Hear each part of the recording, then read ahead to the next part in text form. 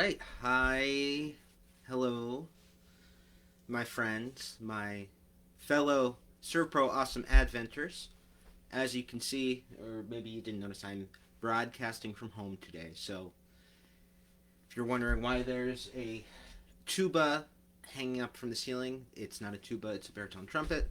And that's because I'm in my guest room right now talking to you. So I am glad that you are joining me today. I'm very grateful for it. We are on day 4 here, or day 3, of our Super Awesome Advent. And really, I'm just excited to keep doing this, to look forward to it, doing it every weekday here in December up until Christmas. We'll be here at 10 a.m. Trying to inject some positivity into people's lives, to bring some good news to people, to try to spotlight on people who are doing good things. All sorts of things to kind of lift people up because I think everybody's feeling a bit down. And not just because it's dark at 4 p.m. and everybody is getting depressed because of that. If you do feel like you're getting depressed about that, sun appears to be shining right now. I suggest you turn this live stream off and go and get some sun and then come back. This video will be here. Our topic today is this. In times of uncertainty, what can you be certain about? And really, it's this direction. In times of uncertainty, focus on what you're certain about.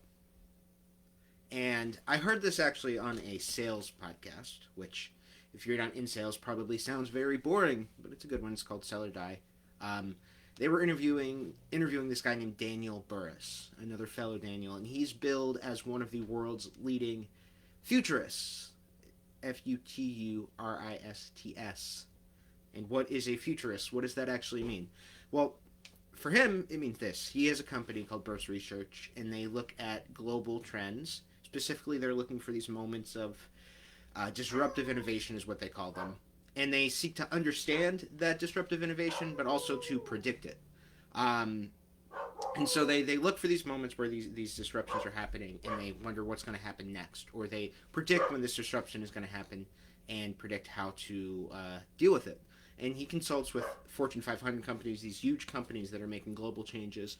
He's given thousands of speeches, but I think what really gives him credibility more than any of those resume boosters is back in 1993, he wrote a book called Techno Trends. And he identified 24 technological innovations which were going to not just change the world, but cause this exponential growth in change in society, in culture, in business.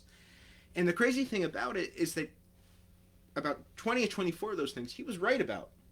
And if you've ever, like, I know I fantasize sometimes, like, what if I knew, like, how big the internet was going to be right before it became big and I did something about it? Or I knew how big Uber was and I found out early and I did something about it. And I knew that, and I acted as if, I knew that with some degree of certainty. He did it. He made these predictions, and that's a very difficult thing to do. So, in my mind, that makes him worth listening to. Anyway, he's getting interviewed on this podcast, and this came out actually in March of this year. It's right around when things are first really starting to lock down. And he comes out of the gate with really a lot of valuable thoughts and ideas. And this is the first one that really struck me. He said that people really focus on wanting to live successful lives, and that's a mistake. And that sort of stopped me, and I paused, and I thought, what does that mean? Because I think everybody, if you ask them, is going to tell you that they want to be a success. And a very, smaller population of those people, they are going to very intentionally be focused on what it means to become a success. And Burrus, as you're saying, success is a mistake. Focusing on living a successful life is a mistake. And he goes on to clarify and add some context to that. He says, success, when you think about it, that word, it's all about you. Success, when we think of success, we think of somebody with like the nice car and the big house and the nice salary, and they're going on all these vacations, they have awards and trophies, whatever, they're in the President's Club, who cares? That's all about them. That's a selfish conception of success. And what you should really be focusing on, actually, is significance. You should be focusing on living a significant life. And that means giving to others with no real expectation of return. Not thinking about, if I do this, what will I get? But just giving of yourself to others. Because if you can become significant in that way, success is going to come by default. and at levels that you never really could have dreamt of otherwise. So, say you work in insurance, and a lot of the people who watch these videos, I think, do work in insurance, and say you're, a successful producer at an insurance agency. They may spend all day there grinding out deals, their prospects are talking to people, they're trying to make more money, make their number, whatever. And that's fine. But a significant producer would say, how can I give? How can I become more significant in the lives of those prospects and those customers in a way that's going to add value to them? And if they can answer that question and really execute that answer, success is going to follow, but significance as well, importance, customer loyalty, whatever. And they're going to be able to feel, a real sense of meaning and accomplishment in what they're doing. The question then becomes, how do you identify what significance is for you? Burrs had an answer for that as well. He said you focus on pride, and not pride as in ego, but pride in yourself. What would make you proud of you? And if you can identify that, do that. A lot of people have trouble answering that question, and sometimes it's easier to make it external. Think of somebody that you really respect, and not, again, just on the level of success, but on the level of intellect and intellectual curiosity and really moral fiber. A lot of people think of their mother or their grandmother or a mentor or a favorite teacher. What would make that person really proud of you? And if you can execute that, that is significance. And Burrs goes on, he says, there are, to put it simply, two types of people in this world. They're the ordinary people, and they focus on success. And they're the extraordinary people who focus on significance. And there's one thing that tends to separate them, and that's choice. Some people are, of course, born extraordinary. If you're born 8 feet tall, you have a pretty good chance of being a pretty good basketball player. But for the most part, people who do extraordinary things, they choose to take that extraordinary path. And he gives the example of Mother Teresa. When Mother Teresa was 12 years old, she wasn't running around saying, I'm going to be this extraordinary nun. In fact, when she, became a nun, there was a period of time where she was just an ordinary nun.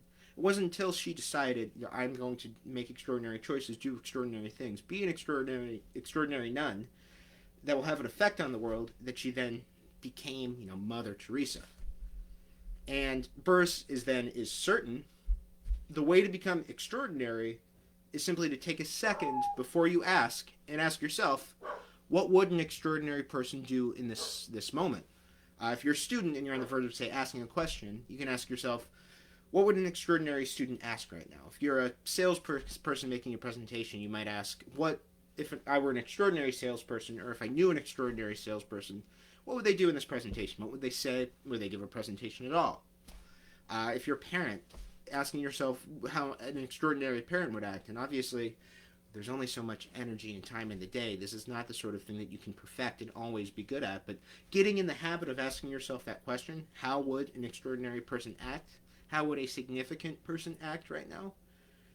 That is the choice that will turn you into an extraordinary person, because if you ask yourself those questions and then execute those answers, eventually people are going to say to you, you are an extraordinary parent, you're an extraordinary student, you're an extraordinary person, and they're going to be right, because you have been acting in that way, and they've noticed. Even if you don't feel that in that moment, that is the process to becoming extraordinary. So I'm going to return to the quote, then, that I opened up this episode with. In times of uncertainty, focus on what you're certain about. And this was really good. I love this, especially now in these, quote-unquote, unprecedented times, the simplicity of it, the pragmatism of it. And Burrs points out, and I think he's correct, that even before the pandemic started, a lot of things felt uncertain. And it was really easy to get overwhelmed by them. And people feel uncertain in their lives and their life purposes. They don't have a clear vision for the future. They don't know who they want to be. People feel uncertain in even the institutions that are supposed to serve them and protect them. They don't know who to trust. They feel uncertain in their relationships, especially as those relationships become more virtual and then feel like they're fading away or losing control. There's a lot of uncertainty. And if you focus just on that and you try to grab at it, it's like grabbing at smoke, it's fading away. So if you flip that around and you think of what you're certain about and you focus on that, things change dramatically. What can we be certain about? The joke is usually death and taxes. But in reality, we can be certain of a great many things in our lives. I mean, there are some amazing things that is just as humanity we're certain about that we were never certain about before. We can tell you exactly when there's going to be a full moon in March of 2035. For the vast majority of human history, that was impossible. We could tell you that if the stock market crashes, every stock goes to zero, they're going to go back up because that's a cycle. The moon is a cycle. We can follow cycles. Not everything is a cycle, though. But we can know that even on a human level, this much is true, and Burris says this, that even as a quote unquote, futurist, he feels that we do not live in a merely technological world, which is ironic for me to say because I'm talking to you over Facebook Live staring into a camera. But this is not merely a technological world. This is a more human world than ever, even in this isolation of quarantine. And that giving of yourself, taking care of yourself, reaching out to others, making those connections, focusing on being significant, focusing on giving and being extraordinary, you can be certain of the value of those things because this is still a human world. And you can be certain that that energy that you put in, you're going to get more back. And so I would challenge you to do this, and I've done this myself. Keep what we've talked about today in mind. In times of uncertainty, you focus on what you're certain about. Take out a piece of paper and write down what you're certain of. And it doesn't have to be a big, long list. In fact, it probably won't be right now. But write down what you're certain of. And for me, my list is very simple. I'm certain about my fiance and my family and my dogs. I'm generally optimistic about people. I think people are generally good and want what's best for them and others. And if I write that down, I feel better. I can focus on that instead of all this uncertainty that I'm trying to wrangle in my head and make sense of that I never will probably make sense of. And the thing about that is when you write down what you're certain of, you're also making a list probably of what you're grateful for. Those things that you can really hold in your core that you know to be true. That even when everything else seems like it's in total flux, in total chaos, if you come back to that list, you can feel grounded and you can feel grateful and you can move through your day. So that's my challenge for you. Make that list of what you're certain of, and whenever you feel uncertain, you can return to that and operate from that base. I'd love to know what you do feel certain of, what you do feel grateful for. You can pop that in the comments of this video, and I'd just be very curious to know. And like I said, my list is very short. I care very, very, very deeply for my fiance and my family and my dogs.